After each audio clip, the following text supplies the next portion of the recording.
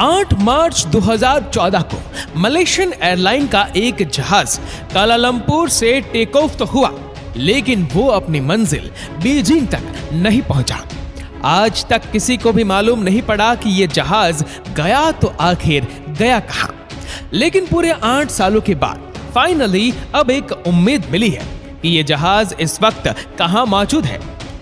ये बात है 8 मार्च 2014 की, यानी आज से करीब 8 साल पहले मलेशियन एयरलाइन के एक जहाज फ्लाइट MH370 को मलेशियन कैपिटल कुआलालंपुर से टेक ऑफ करके चाइना के कैपिटल बीजिंग तक जाना था। इस फ्लाइट में 2 पायलट, 10 कैबिन क्रू और 227 पैसेंजर्स मौजूद थे, जिनमें से ज्यादातर पैसेंजर्स का ताल्लुक चाइना से था। दोनों पायलट बहुत ज्यादा एक्सपीरियंस थे, जिनमें से 53 साल के कैप्टन ज़ाहरी अहमद शाह को 33 साल का फ्लाइट एक्सपीरियंस था, जबकि 27 साल के को पायलट फारिक अब्दुल हमीद एक जूनियर पायलट थे, जिनको 7 साल का फ्लाइट एक्सपीरियंस था। अगर इस प्लेन की बात की जाए तो 11 साल पुराना ये बोइंग 777 जहाज था, जिसमें ना ही किसी किस्म की कोई प्रॉब्लम थी और ना ही पास्ट में ये जहाज किसी मैकेनिकल या इलेक्ट्रिकल हादसे का शिकार हुआ था।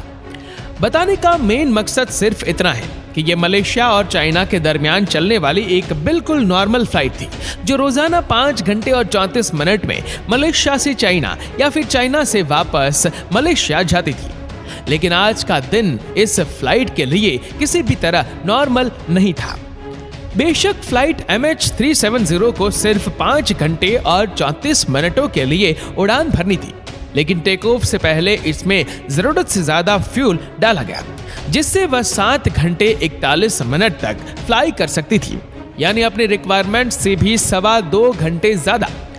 ऐसा करना भी एयरलाइंस की एक रूटीन प्रैक्टिस होती है, ताकि अगर प्लेन को खराब मौसम या किसी इमरजेंसी में कहीं और डाइवर्ट किया जाए तो उसके पास एक्स्ट्रा फ्यूल मौजूद हो। यह दिन था 8 मार्च 2014 का और रात के 12:42 पर फ्लाइट MH370 ने रूटीन के मुताबिक कुआलालंपुर से टेक ऑफ किया। फर्स्ट पायलट ज़ाहरी टेक ऑफ से पहले और उसके बाद भी Kuala Lumpur air traffic control tower से डायरेक्ट कांटेक्ट में थे। टेक ऑफ करते ही जहाज ने अपनी डायरेक्शन साउथ चाइना सी की तरफ कर दी और ठीक 20 मिनटों के बाद यानी रात के 1:09 पर जहाज में लगे ट्रांसपोंडर ने अपनी current GPS location Kuala Lumpur air traffic control tower के रडार को भेज दी। ये ट्रांसपोंडर का ऑटोमेटिक फंक्शन होता है, जो हर थोड़े टाइम के बाद अपनी करंट लोकेशन करीबी रडार तक पहुंचाता है। अभी तक सब कुछ ठीक प्लान के मुताबिक चल रहा था। इसके ठीक 10 मिनटों के बाद यानी रात के 1:19 पर जब फ्लाइट MH370 मलेशिया से निकलकर वियतनाम जाने लगी तो कुआलालंपुर के कंट्रोल टावर ने आखिरी बार फर्स्ट पायलट ज़ाहरी से कांटेक्ट किया और ये अल्फाज बोले, Malaysian 370, Malaysian 370, contact Ho Chi Minh 120.9. Good night. Good night, Malaysian 370. इसका मतलब था कि अब फ्लाइट MH370 को वियतनाम की सिटी हो ची मिन के कंट्रोल टावर से कांटेक्ट करना चाहिए। फर्स्ट पायलट कैप्टन ज़ाहरी ने यह मैसेज सुना भी, उसका जवाब भी दिया, गुड नाइट MIS 370। ना ही कंट्रोल टावर को पता था और शायद ना ही कैप्टन ज़ाहरी को कि उनका यह गुड नाइट वाला मैसेज MH370 को रिसीव होने वाला आखिरी मैसेज होने वाला है। ये वह वक्त था जब फ्लाइट को टेक ऑफ किए अब पूरे 37 मिनट गुजर चुके थे। अब नॉर्मली होता यूं है कि प्लेन जब तक अपनी मंजिल तक नहीं पहुंच जाता वो अपने रास्ते में आने वाले किसी भी बड़े एयरपोर्ट के एयर ट्रैफिक कंट्रोल टावर से कांटेक्ट में रहता है, और यहाँ भी कुछ ऐसा ही होना था। लेकिन सब कुछ जो अभी तक नॉर्मल ही चल रहा था वो अब एबनॉर्मल होने लगा।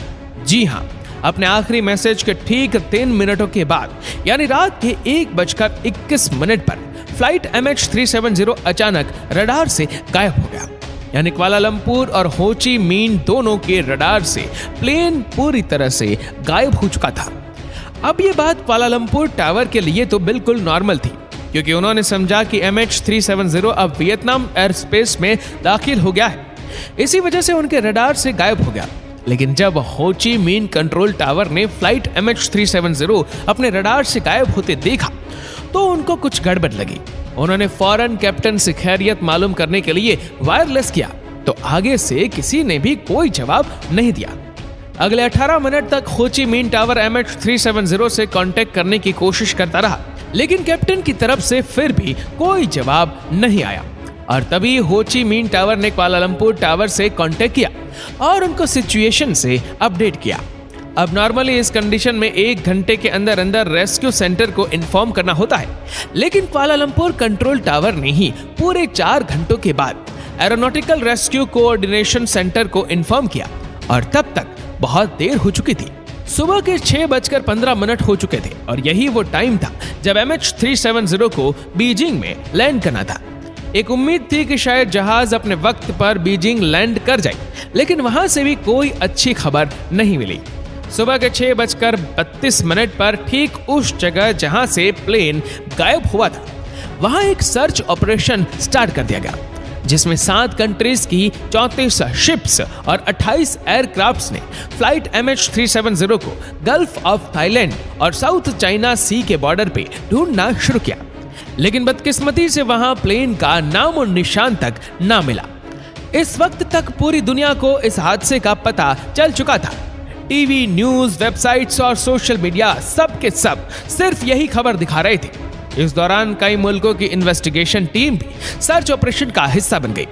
प्लेन का अचानक तमाम रडार से गायब हो जाना वाकई किसी को भी हजम नहीं हो रहा था, और अगर वो इस एरिया पर समंदर में क्रैश भी होता तो इतना बड़ा जहाज है, कोई ना कोई चीज तो पानी पर तैरती हुई जरूर नजर आनी चाहिए थी। अगले पूरे 4 दिनों तक ये सर्च ऑपरेशन चलता रहा, पर कहीं से भी कोई अच्छी खबर ना मिल सकी। लेकिन फिर चौथे दिन एक खबर आई जिसने तमाम रेस्क्यू ऑपरेशन टीम को हिलाकर रख दिया। 8 मार्च को 1:21 पर फ्लाइट MH370 जब रडार से गायब हुई थी, तो वो सिविलियन रडार से गायब हुई थी, लेकिन मलेशियन मिलिट्री के एक रडार पे वो अगले 1 घंटे तक शो होती रही। और उसके बाद जो कुछ हुआ वो कुछ यूं था। सिविलियन रडार से गायब होने के बाद जहाज ने चंद मिनटों के लिए राइट पे जाना शुरू किया और फिर यू टर्न करके वापस मलेशिया की तरफ टर्न किया। पूरे 31 मिनटों के बाद जहाज ने मलेशिया के शहर पिनेंग को क्रॉस किया और फिर मलाका स्ट्रेट की तरफ टर्न कर गया। आखिरी बार जहां तक मिलिट्री रडार की रेंज थी, फ्लाइट MH370 को इंडियन ओशन के इस पॉइंट तक डिटेक्ट किया गया और इस वक्त रात के 2:22 हो रहे थे। अब इसके बाद MH370 ना ही मिलिट्री रडार पे शो हुआ और ना ही किसी सिविलियंस रडार पे। पूरी रेस्क्यू टीम और इस प्लेन से जुड़ा हर शख्स सिर्फ यही गुत्थी सुलझाने में लगे थे कि प्लेन गया तो आखिर गया कहां। इससे भी बढ़कर जो चीज तंग कर रही थी वह ये थी कि प्लेन ने बीजिंग की बिल्कुल अपोजिट डायरेक्शन में शार्प यू टर्न क्यों कर लिया। जो रेस्क्यू टीम पहले गल्फ ऑफ थाईलैंड और साउथ चाइना सी में प्लेन को ढूंढ रही थी, वो अब इंडियन ओशन के इस हिस्से में ढूंढना शुरू हो गए। लेकिन हैरत अंगेज तौर पर यहाँ पर भी प्लेन का कोई अता पता ना मिला। अगले कुछ दिनों बाद एक और खबर मिली और उसने एक बार फिर से पूरी सिचुएशन ही चेंज कर दी। पता ये चला कि प्लेन मिलिट्री रडार से तो 2:22 पर गायब हुआ, लेकिन एक सैटेलाइट ऐसी थी जिससे वह लगातार कांटेक्ट में था। आपको यहाँ पर यह बताना भी जरूरी है कि ये बोइंग एयरप्लेन्स के लिए एक नॉर्मल बात होती है जब उनका अपना कम्युनिकेशन सिस्टम किसी वजह से खराब हो जाता है तो वह सैटेलाइट से कांटेक्ट करने की कोशिश करता है।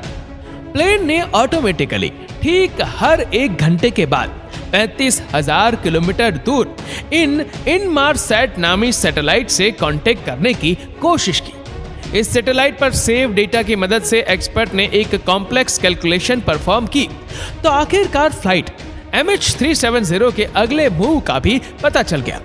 पता यह चला कि प्लेन रडार से भी गायब होने के बाद मलेशियन एयरक्राफ्ट ने दोबारा एक टर्न लिया और अगले 5 घंटों तक इसी डायरेक्शन में इंडियन ओशन के ऊपर फ्लाई करता रहा। सुबह को 8:19 पर प्लेन ने आखिरी बार सैटेलाइट से कनेक्शन बनाने की कोशिश की और ये MH370 की तरफ से मिलने वाला सबसे आखिरी सिग्नल था। इसके बाद ना ही प्लेन ने किसी और सैटेलाइट से कांटेक्ट किया और ना ही किसी और रडार पे शो हुआ। यानी जिस वक्त रेस्क्यू टीम पहली बार जहाज को ढूंढ रही थी, असल में उस वक्त जहाज फ्लाई कर रहा था, लेकिन उसकी लोकेशन वहां से बहुत दूर थी। एक्सपर्ट और इन्वेस्टिगेशन टीम का मानना है कि ऑस्ट्रेलिया से 2000 किलोमीटर वेस्ट में इंडियन ओशन के ठीक इस कर्व स्पोर्ट पे आकर जहाज का सैटेलाइट से कनेक्शन टूटा।